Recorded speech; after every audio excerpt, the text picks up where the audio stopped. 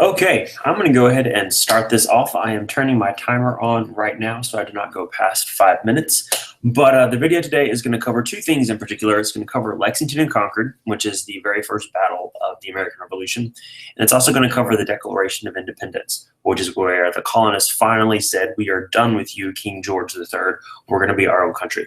So you should have in front of you your Cornell notes. Whether it be the sheet of paper I gave you in class or whether you are using the PDF here in the document, or if you have your composition book out with you. We have two questions we're going to try to answer with this. Question number one, what happened at Lexington and Concord, and how did it begin the American Revolution? Question number two, how did the colonists officially, quote unquote, break up with Great Britain and declare that they would be independent? For your notes, you need to make sure you have both of these questions written down, because at the end of this video, you should be able to answer both of these questions. All right, so looking at question number one, Lexington and Concord. The British had a plan. The British were already upset at the colonists.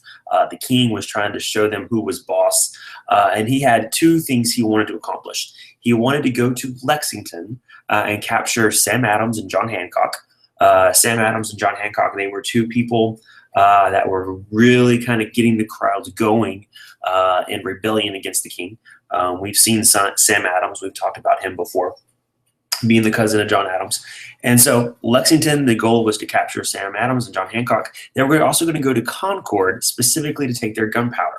There was a whole bunch of gunpowder stored there. And of course, if there's no gunpowder, then they can't use their guns. And then they would have no way to defend themselves against the soldiers. And that would give the king free rein to do whatever he wanted to do in the colonies.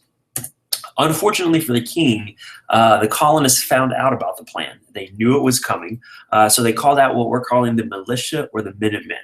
You need to know this word, militia, because these were not soldiers. They were just people who lived their lives, but they were ready within a minute's notice to grab their gun, run outside, and basically go join the battle if there was one. Because the colonists knew about this, men like Paul Revere jumped on his horse and started riding through the countryside, warning the Minutemen that the British are coming. And so because Paul Revere rode through the country warning people, all of these Minutemen, all of the militia were able to come out, and we now have a battle between the colonists and the king's soldiers. So I have a cool little map here I wanted to show you. In particular, let me switch over to this. In particular, the red is going to be British troops. The green is going to be people like Paul Revere and a couple other men who rode on their horses to warn people.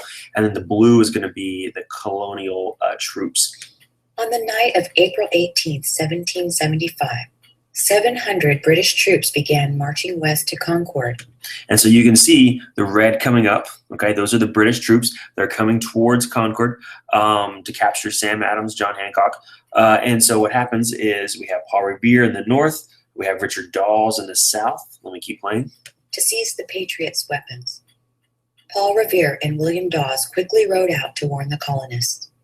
Having been warned by colonial messengers, about 70 colonial Minutemen prepared to face the 700 British Redcoats early the next morning in Lexington. 8 Minutemen were killed, and the British continued their march to Concord. The colonial messengers were successful in warning the Patriots to move their supplies out of Concord. After they destroyed what was left, the British fought with the Patriots on the North Bridge, but were forced to retreat to Boston. Okay, so you can see in this map, the British soldiers came from Boston Harbor. They hit Arlington. They came up and hit Lexington. They came over and hit Concord. At the Battle of North Bridge, all of these Minutemen, all of the militia were actually able to beat the British soldiers, force the British soldiers to return from where they came from, and the colonists win the very first battle involved in the American Revolution. All right, so let's come back to this. So make sure you remember Lexington was to capture the 2 men. Concord was to take the gunpowder. At the Old North Bridge, the colonists won the battle. Whoa. There we go. Okay, moving on from that first battle, which was a victory, fast forwarding to July 4th, 1776, we have what's called the Declaration of Independence. Representatives from each of the 13 colonies joined together in a massive meeting, if you will, called the Continental Congress. And I have a picture here of delegates or of the representatives from the 13 colonies. They met together, and their mission was to decide, what do we do about the king taking away our natural rights? What do we do about the fact that we had to call out our Minutemen, had we call out our militia to fight the British? Otherwise, they were going to put us in jail and take our only means of defense. People were very upset with the king, and rightfully so. People like Richard Henry Lee finally stood up and said, people, we are done with the king. We need to declare that we are independent of Great Britain, that we can control ourselves. We are capable of being our own country. So Richard Henry Lee led the charge in saying, let's just break from England. Let's just become our own country. And then a little side note, Richard Henry Lee is actually Robert E. Lee's grandfather, which we will talk about come the end of the year with the Civil War. So the Continental Congress, all of these representatives from the colonies, they look and they say, okay, you know what, Richard Henry Lee, you're probably right. So they gave Thomas Jefferson, John Adams, and Benjamin Franklin the job of actually writing the letter that they would send to the king telling him, we're done. All right, so we've looked at John Adams. You are familiar with Benjamin Franklin already. Thomas Jefferson, you will need to know. He's going to come into play later. He is also going to become one of our presidents. They write it, Thomas Jefferson writing most of it. Once they write the letter, they go back and forth. All of the men at the Continental Congress, they debate back and forth. Is this what we want to say? Do we want to change the sentence here? And finally, after debating back and forth, on July the 4th, 1776, they complete the Declaration of Independence. They send it off to Great Britain, and they tell him, we are through. We are our own country, and we will fight you over it. And that's where we get the 4th of July celebrations from this day where we declare our independence. It's also kind of funny. There's a story out there that King George III wrote in his journal on July 4th. And the words that he wrote were specifically, nothing important happened today, which is obviously ironic because his 13 colonies were breaking up with him and becoming their own country. I've heard stories that it's true. I've heard some accounts that say that that is not true. I don't know. It's pretty cool either way. All right, let's go back to our essential questions.